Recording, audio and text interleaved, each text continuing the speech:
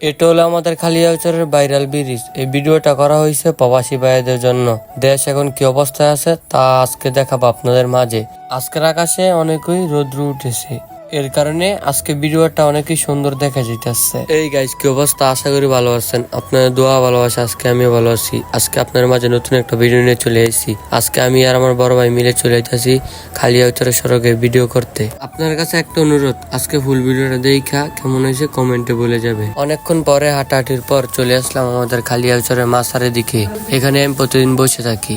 মাছার সামনে আছে একটা বাঁশ গাছ, এর কারণে মাছার ভিতরে প্রতিদিনই বাতাস থাকে হালকা হালকা। এখন বর্তমানে এই মাছার ভিতরে কোনো মানুষই নেই, সবার আগে আমি চলে এসেছি। এখন হাঁটাহাঁটি করে চলে যাচ্ছি আমাদের খালিয়াচরে ব্রিজের দিক ভিডিও করতে।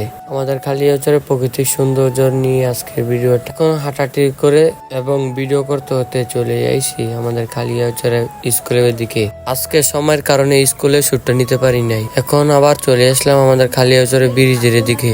ব্রিজটা এখন ছুট নিয়ে নিলাম। আর খালিয়াচরের ব্রিজে কে কে আইছেন সবাই একটু কমেন্টে বলে যাবেন। খালিয়াচরে ব্রিজে আইসা আর আজকে আমার বয়সটা সুন্দর হইতেছে না, কারণ আমার শরীরটা ভালো নয়। এর কারণে আজকে আমার বয়সটা পরিষ্কার আসতেছে না মুখে থেকে, কারণ আমার ঠান্ডা ধরে রয়েছে। কারণ আমার দরকার সফলতার পথ, এর জন্য আজকে ভিডিও দিতেছি। ওই দেখেন ব্রিজের নিচে কত বড় একটা মাছ লাড়া দিয়েছে।